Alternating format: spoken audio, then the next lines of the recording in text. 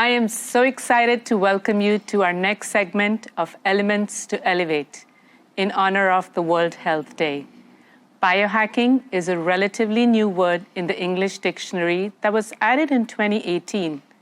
It is the art and science of changing the environment around you and inside you so you have full control over your own biology. What you're going to do with that control, whether you want to lose weight, get better sleep, have tons of energy, or just be a better human being, is up to you. Biohackers have been around, making humans more resilient, giving them more energy and more power. In fact, biohacking is an amorphous term that includes a wide range of activities, everything from sleep tracking, fasting, meditation, to sitting in the freezing cryotherapy chambers and implanting chips and hardware into the body. Here is our special Element to Elevate segment on biohacking.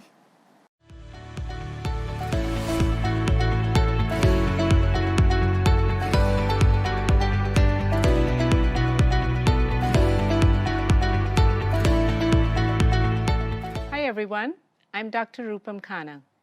Biohacking is the art and science of changing the environment around you and inside of you so you have full control over your own biology. It is my pleasure today that we have the opportunity to learn about biohacking from the father of biohacking himself, Dave Asprey.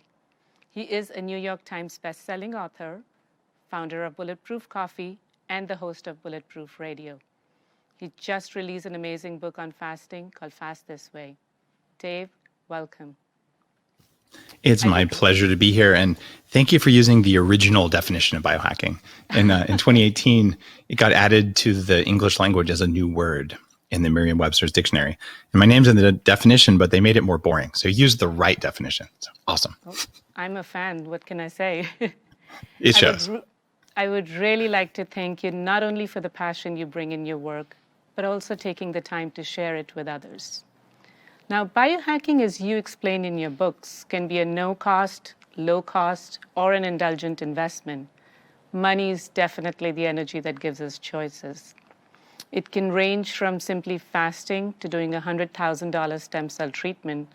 Can you explain more of biohacking actually is and elaborate on some of the biohacks that you practice regularly? When we look at what everyone wants, we all want our bodies and our minds to do what we tell them to do. And when you wake up in the morning and you can't see your feet the way I used to be when I weighed 300 pounds, or you're just really tired, or you're working on being the fastest person in the world, or starting a company, or doing whatever it is that's most important to you right now, you want enough energy to do that with some left over. And we don't want to age. We want to feel like we're superhuman all the time. And biohacking is this radical idea that your body doesn't listen to you very much, although it does listen to you. It mostly listens to the world around you. And so the idea of changing the environment around you so that your body does what you want, it's new. And it takes into account genetics and epigenetics. But it looks at what astronauts do, and Navy SEALs do, and neuroscientists, and bodybuilders, and radical life extensionists. But we bring it all together around control. And this says, I just wanted to have enough energy to be present for my kids after a 2-hour commute. Sometimes that's enough control, and a lot of people feel like they don't have it. Or I don't want to get sick this spring the way I always do. All those things can happen. In my case, I had all the diseases of aging before I was 30. I was profoundly unhealthy and unhappy. And I just said, I got to do something about it. And this is a sincere effort to bring together multiple disciplines around that. How do we make our bodies do what we want? Well, I've been fascinated by your work and adopted so many practices you talk about. Some of the changes have been great for my health, but all have been good for my soul. So I just love how you connect spirituality with your work. Now, how did you bridge entrepreneurship to the aspects of mind, body, and soul? And what advice would you give those who want to do the same? When I was young, I was all about, I want to be an entrepreneur to make money. To be perfectly honest, I was a typical Silicon Valley entrepreneur. And it was more about avoiding failure and somehow getting rich. And I did a good job. When I was 26, I made $6 million.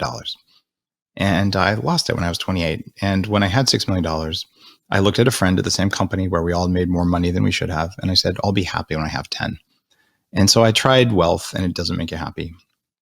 Before that, I was the first guy to sell anything over the internet. I was an Entrepreneur Magazine and a bunch of others when I was 22. And I was happy for 15 minutes. And I'm like, oh, wait, fame doesn't make you happy. So, like, what's going on? Why am I miserable all the time? So after I tried the stuff that's supposed to work, I said, all right, I'm going to go to South America. I'll try ayahuasca with the shaman. I will go to Mount Kailash in remote Western Tibet. I'll learn meditation from the masters there. And I just said, I'm only going to do what works, because I've tried all this stuff that's supposed to work and I'm still fat, I'm still tired, and I'm still unhappy.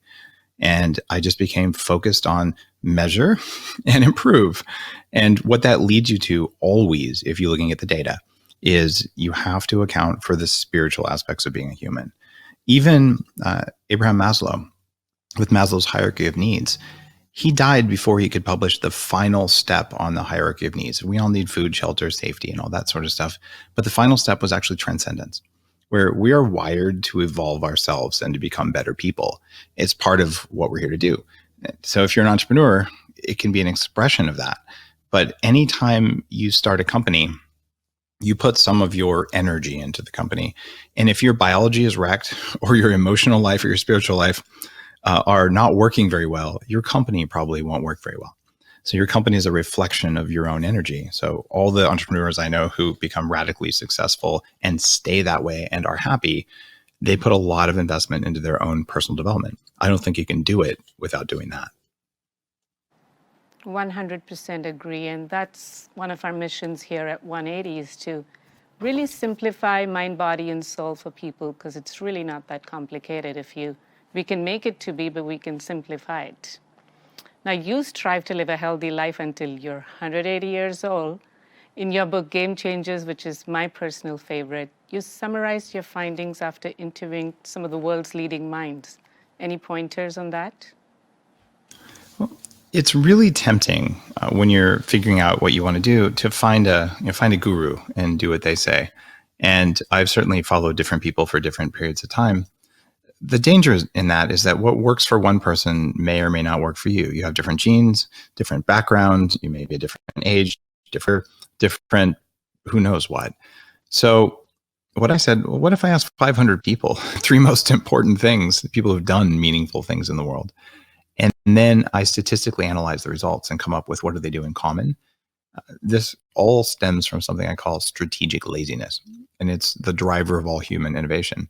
It's that we don't want to do more work to get something done than is absolutely necessary. We like to conserve our energy for things that we want to do more. Personal development is no different.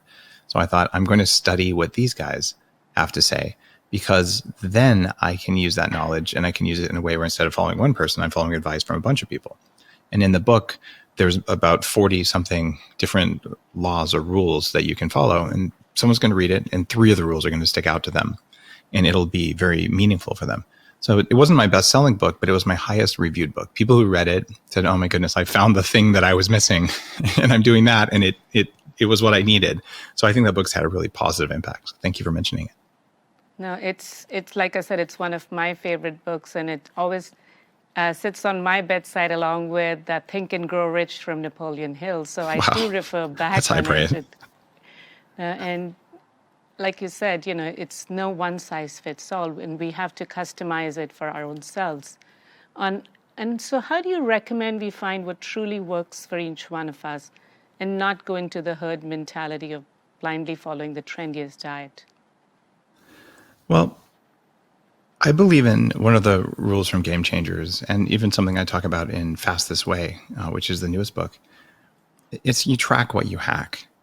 Which means when you find an aspect of your life, something that you want to improve, and if it's your weight or your energy levels, how do you measure those? And weight, turns out a scale isn't that useful because you change weight daily based on how much you drink more than anything else, how much you breathe. So you can look at longer term trends, but ideally you look at the size of your pants. Are they getting looser over time? That's a pretty good tracker.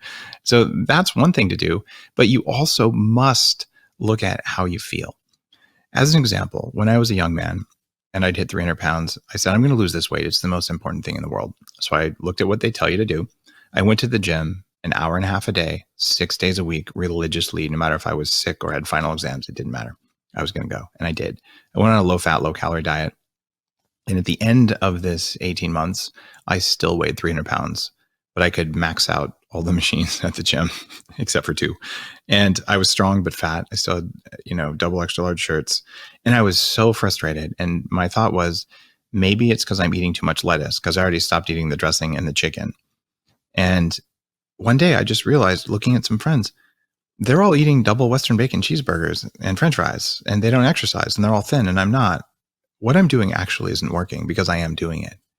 And how do you know whether something's working? You look at your energy. Do you wake up in the morning feeling like you want to get up, or do you wake up feeling hungover even if you didn't drink? If so, you've got work to do. And if you go on a diet that might make you lose weight, but makes you feel anxiety, makes you feel hunger all the time, then it's not working. When you get it right, that body, mind, and spirit thing, the body makes the energy. Little ancient bacteria embedded in your cells combine air and food to make electrons, the same electrons that power your phone. And if you have enough of that, you have the power over your mind, which is the domain of thoughts. And then you get into the spiritual stuff, which is also powered by electrons in the body. So if you're low on energy, you don't show up, you don't look the way you want to look, and you don't feel the way you want to look, and you don't connect with the universe or the people around you the way you want to. So my path has taught me over and over, if you want to do anything that is mind or spirit related, you start with the body until the body at least can make energy. So if you want to know where to start, you look at how full of energy am I today? And that's the most important variable. When your diet is working, you will have more energy and less hunger. When your diet makes you hungry, you'll probably have less energy even if you lose weight, and the weight will come roaring back like it did for me countless times. Yeah, that's why mindfulness is so important. And another thing I'd like to add is self-compassion. I mean, sometimes if we make mistakes or we eat something we shouldn't be, we should always say, tomorrow's going to be another day, and enjoy life, because our basic goal is to be joyful and happy. And I'd like to end with your favorite question. What are your top 3 recommendations for people who want to perform better at everything they do as a human being and be their own game changer? The number one recommendation there would be, look at gratitude as a biohack. This is something that we do at 40 Years of Zen, my neuroscience company, where we actually teach you gratitude with a lie detector on your head. So you can see whether you're really grateful for something. And if you start with gratitude, you can also very easily get to forgiveness, forgiving yourself, forgiving other people. And a regular practice of, what am I grateful for? What good things happened today? And sharing it with someone in your family, writing it down in a journal, it's impossible for you to be in a state of fight or flight and be grateful at the same time. So this is the antidote to stress and anxiety. And what you'll find if you start doing this is that by the time the end of the day runs around, you will have forgotten so many of the things to be grateful for that it's unbelievable. For instance, with Fast This Way, I hit the New York Times for the second week as an author. This is my 4th time on the list. It's a really big deal. And I'm writing down my list of things I'm grateful for at night. And I didn't write it down because it had already left my mind, right? I'm pretty darned advanced in the stuff that I do. We are wired to forget the good stuff in life and to focus on the scary, bad, anxious stuff. So fortunately, I caught myself there, and I did do it, but I added it as a 4th thing I was grateful for. So do gratitude first. The second thing that I would recommend is you absolutely have to focus on giving back. And the reason you do that is that when you do something that is of service to others, we are wired, as all life forms are, to build a community and form connections. But when you do it, it puts you in a flow state. If you are building a company for your customers because it makes their lives better, you are pulled. If you are building a company to take from people because you want to get rich, you have to do the pushing, and it is a lot of work and it creates misery. So having a regular way of consciously forming your community and doing things that are of service to them is a free biohack that is totally worth it. And the final one that I'm going to add to the list is you must learn a practice of intermittent fasting. It's not the same for everyone, and that's why I wrote Fast This Way. But if you go through life where all of the time you're awake, some portion of your energy is going into breaking down food in your stomach, you will never have the state where there's so much energy in the body because you're not working on a steak or a salad or something. That energy goes into either repairing your cells or it goes into your expression of who and what you are. So having an empty stomach some of the time during the day is transformative for your energy levels, and you'll probably live longer as well. All three of these are free. There's no stem cells, there's no lasers, there's no cryotherapy. All of those work too. But if you just made those three changes and did them every single day, you would find a complete transformation of your life. That's absolutely beautiful. I'm a firm believer of all those three and practice them pretty regularly too. And especially what you said about service, it's like at some point, you have to believe that when you give more than you get more than you give. And universe has so much abundance to give to all of us. I know I said last question, but can you talk a little bit more about the other biohacks that are out there? When you look at the universe of biohacking, what do the cells listen to? The cells listen to light. There's a timing circuit in the body that tries to figure out when it's noon, and it's when there's bright light overhead of a certain color.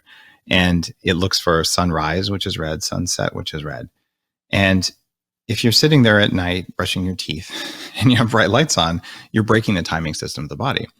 So one of my companies called TrueDark makes glasses. These block some blue light, but not all blue light during the day, because the blue light blocking is actually bad for you during the day.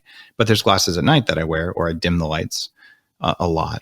And you go to sleep and you sleep twice as well. So tracking your sleep and improving your sleep is critically important. I use a ring called Aura to track my sleep. And when you look at that one thing, it's incredible. And when you combine food and light, like I talk about in Fast This Way, you end up with the ability to become a morning person if you want to be, even if you're not naturally one. You can move your circadian window almost effortlessly in about 2 days.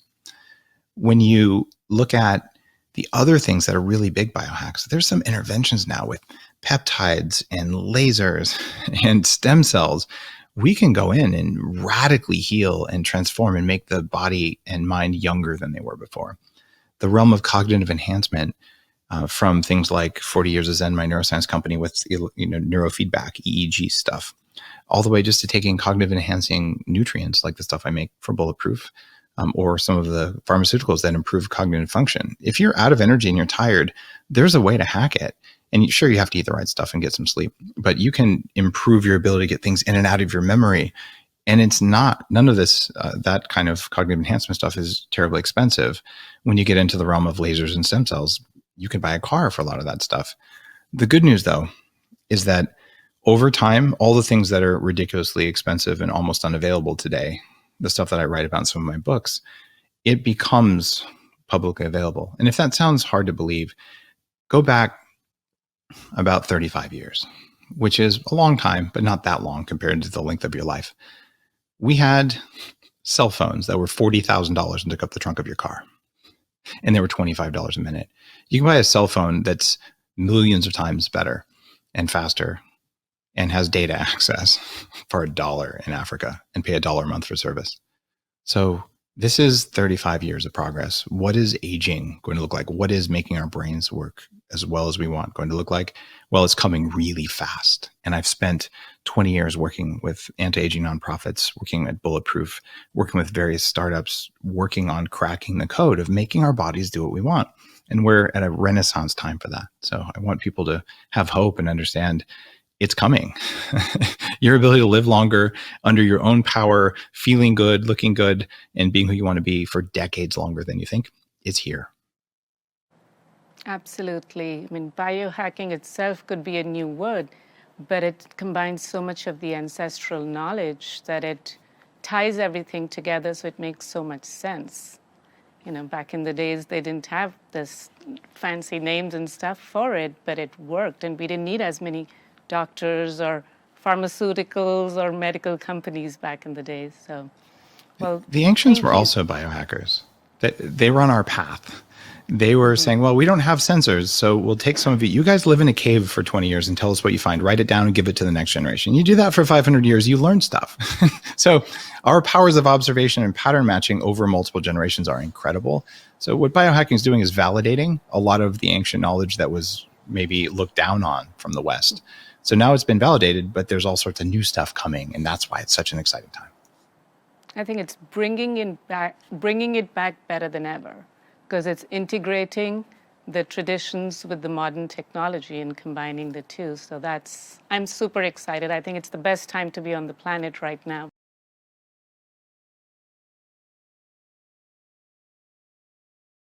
So I was born and raised in India. I love community. I love bringing people together.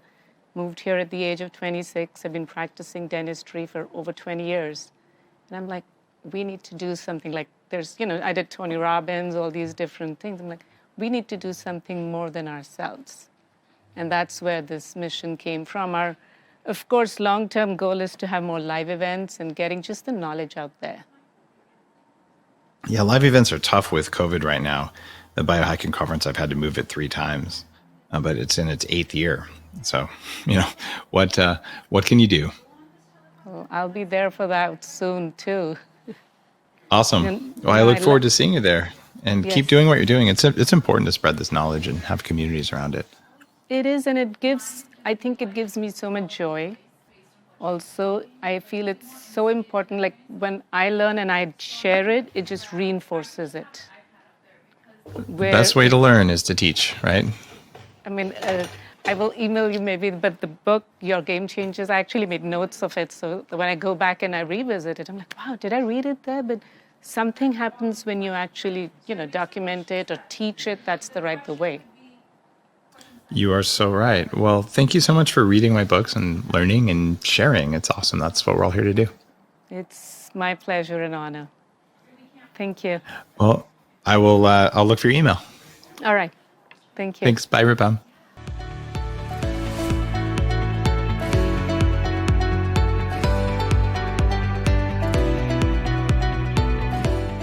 On the note of simplification, I think my personal mantra that I've shared with thousands of patients, and I sit down with a lot of C-suite leaders in my clinical role as a stress management and resilience expert, is to a 3-step process of simplify, prioritize, delegate. You don't have to do it all. You have to pick your top 3 in life. Early on in my career, my young family was my priority, and my career goals were number 2. And there was no shame in me doing that. I was equally ambitious, but I gave myself permission to do that. And then I think simplifying, Lindsay, that you mentioned was absolutely spot on. And with that in mind, I'm going to move on to the 532 plan that Rupam is talking about. I see a lot of patients, a lot of CEOs, a lot of executives who are very busy. Their to-do lists are growing. Life is getting more complex. Their personal and professional commitments are growing, and they just don't have the time. They get it. They understand. They want to invest in their health. So what we did was we came up with a Mindfulness 2.0 plan. And this really was meant for householders like us who want to have a good professional life, but also don't want to miss a beat in our personal lives with our kids, our loved ones. And we want to party and we want to work hard. So what is the Mindfulness 2.0 approach? Now, there have been several studies, and Jim, you know about these, about the shift in the amygdala and the prefrontal cortex. That's really what we measure when we look at the effectiveness of meditation. And what meditation or mindfulness practices allow us is to move our brain's activity more in the executive state of the brain, which is the prefrontal cortex.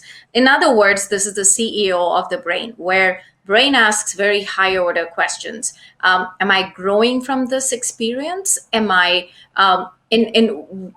does this align with my higher meaning? The amygdala, on the other hand, is the fight or flight.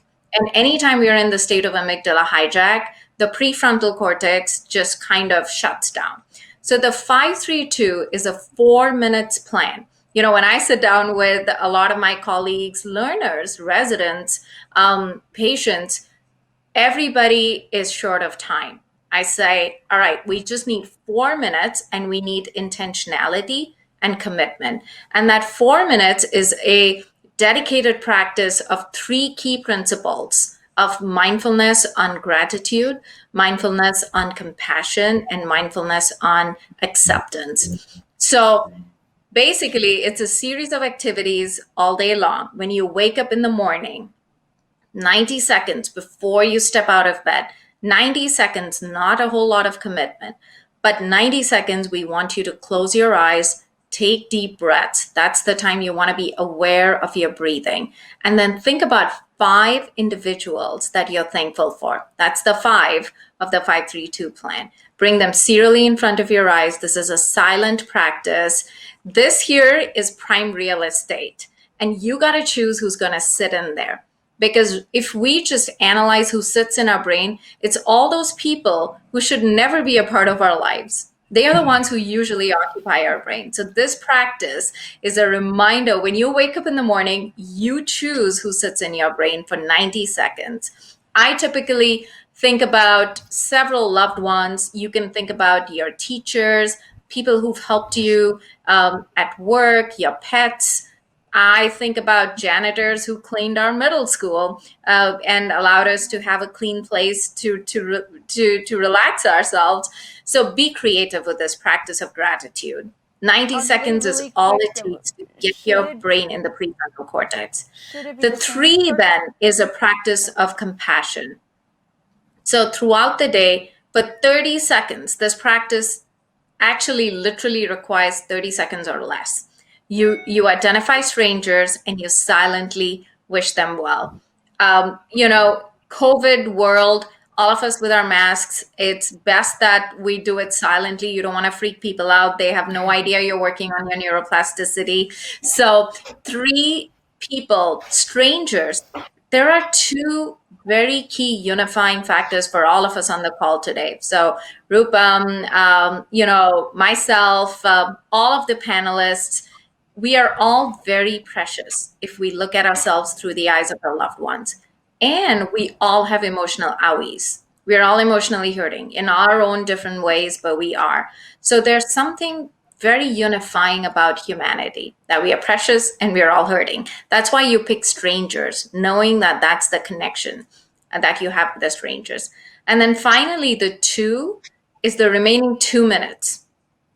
So remember, it's a 4 minutes practice, 90 seconds of gratitude to 5 people, 30 seconds of compassion, 3 strangers that you're going to wish well through the day, and 2 minutes at the end of the day when you meet with the people most important to you, your loved ones, at the end of the day.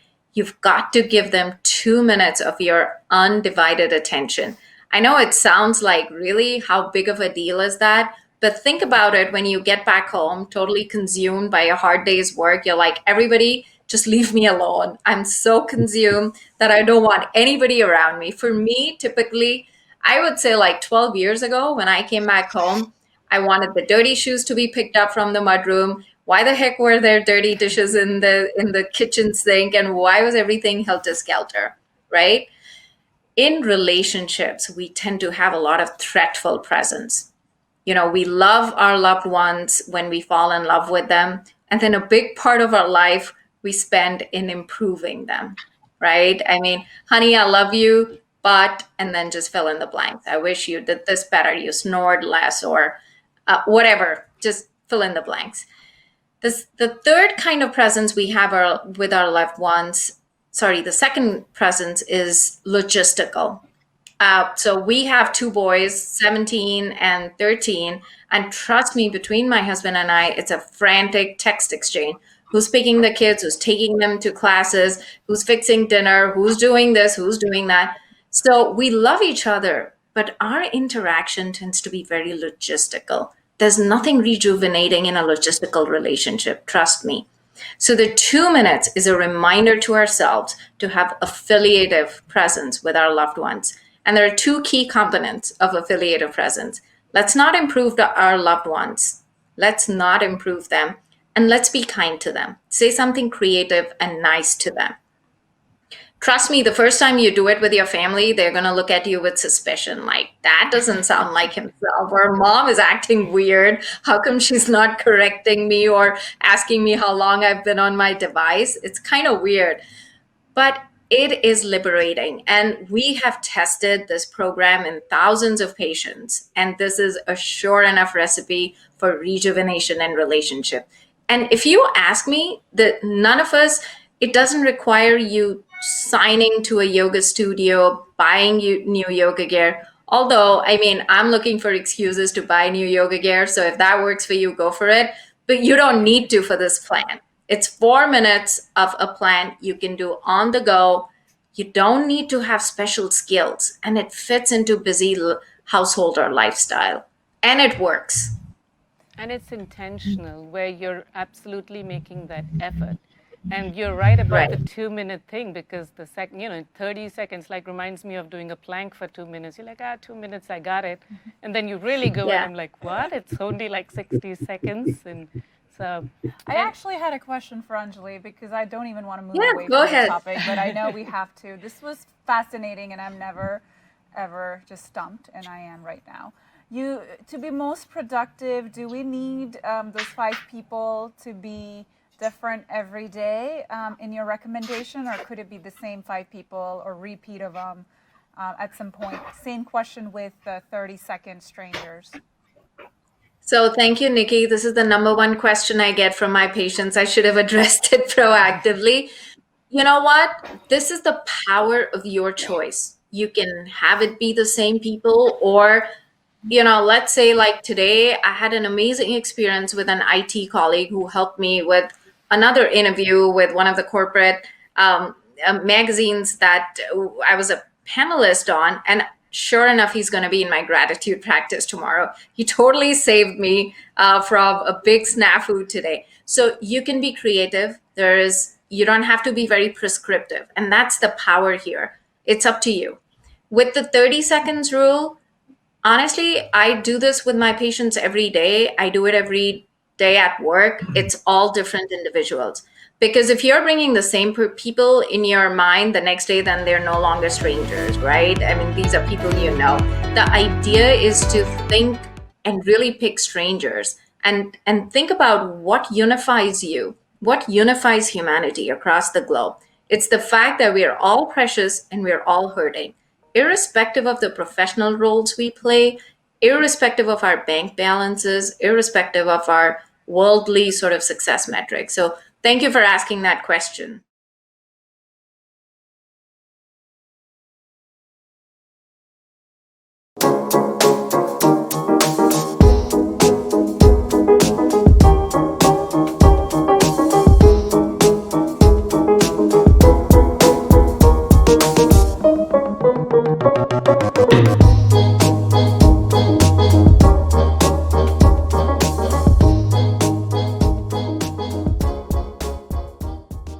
Hey, what's up everybody? It's me, Shin Fujiyama. I'm the founder of the Via Soleada Bilingual School and Children's Home. In 2009, we finished the construction of this community and the families moved in. We thought that we had ended the cycle of generational poverty at that point. We roasted a pig and danced the bachata together.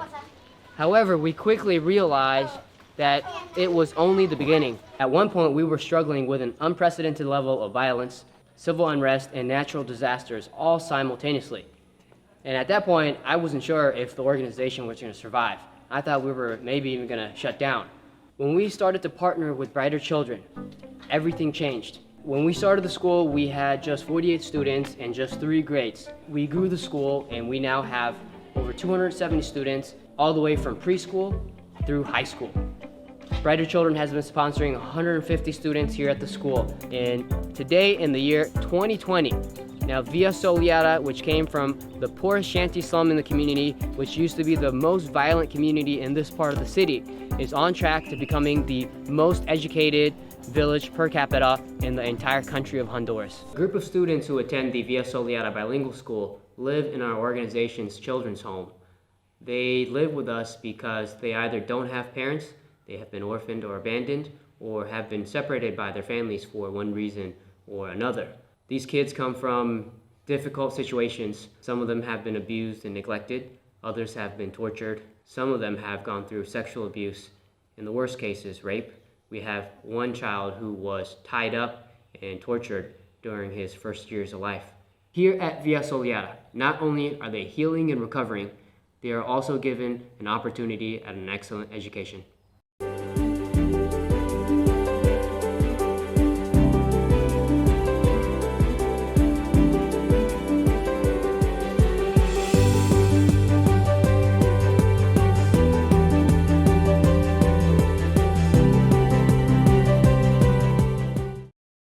joining us today and elevating yourself. At 180 Elevate, it is our honor to support local and global philanthropies which make an impact on the lives of our beautiful children and the world in of itself.